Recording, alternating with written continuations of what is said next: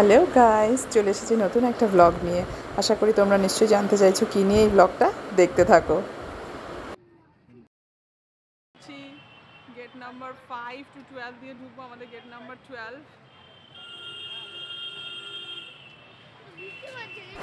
হ্যাঁ, চলে এসেছি কলকাতার ইডেন গার্ডেন্সের সামনে।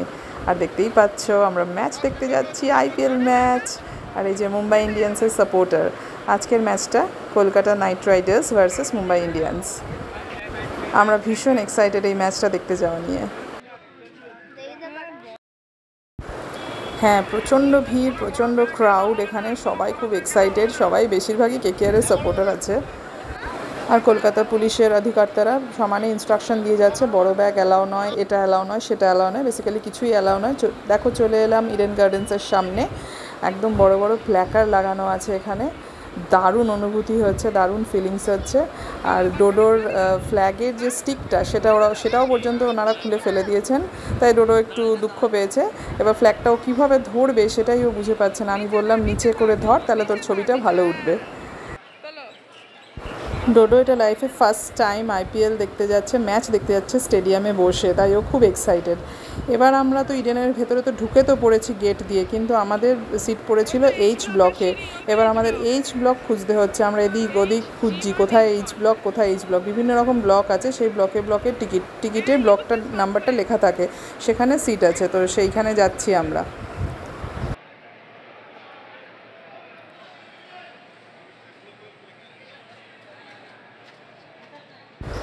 অনেক খোঁজাখুঁজির পর ফাইনালি আমরা এইচ ব্লক খুঁজে পেলাম এবং আমাদের সিটও খুঁজে পেলাম, এবং ঢোকার সাথে সাথেই যে উন্মাদনা উদ্দীপনা সেটা দেখো।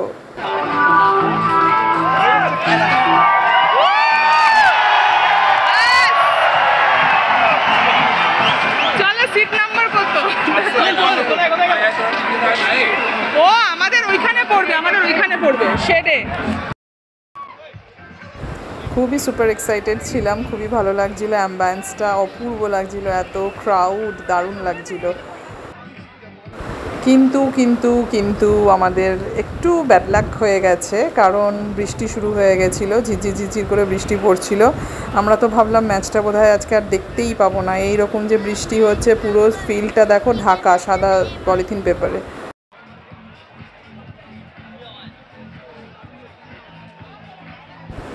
সবাই এসে এক এক করে যে যার নিজের সিটে বসছে, তখনও কিন্তু ঝিরঝির করে রীতিমতো বৃষ্টি হয়ে চলেছে, এবং এদের এক্সাইটমেন্ট কিন্তু একটুও কমেনি, ডোডোর এক্সাইটমেন্ট, পেছনে ডোডোর পাপা, সবাই মানে খুবই এক্সাইটেড এবং একটু টেন্সডও। যদি বৃষ্টি বেশি হয় তাহলে তো ম্যাচটাই ক্যান্সেল হয়ে যাবে, দেখা যাক, লেটস সি ম্যাচটা কি হয় না। অপেক্ষার অবসান হলো, আলটিমেটলি রাত 9টা নাগাদ বৃষ্টি কমলো, এবং এই যে স্টেডিয়াম পুরো ভরে যাচ্ছে, সবাই ধীরে ধীরে নিজের জায়গায় এসে বসছে। তার কারণ হলো ওইখান থেকে ওই যে সাদা প্লাস্টিকগুলো সব সরানো হচ্ছে ফিল্ড থেকে, সবাই খুব এক্সাইটেড, ম্যাচটা যাক স্টার্ট হবে এবং আমরা ম্যাচটা দেখতে পারবো। এখানে আমাদের সিট ছিল, আমরা এসে তো বসেছিলাম, কিন্তু একটু কিছু প্রবলেম হওয়ার জন্য আমাদের সিটটা চেঞ্জ করে নিতে হয়েছে। আমরা অন্যদিকে গিয়ে তারপরে বসেছি, যাই হোক একটু এক্সচেঞ্জ করে নিয়েছি সিটটা। কিন্তু স্টেডিয়ামটা এত অপূর্ব লাগছে দেখতে, ইডেন গার্ডেন্সে এর আগে আমি কখনো যাইনি, আমার এত ভালো লেগেছে দেখতে, দারুণ।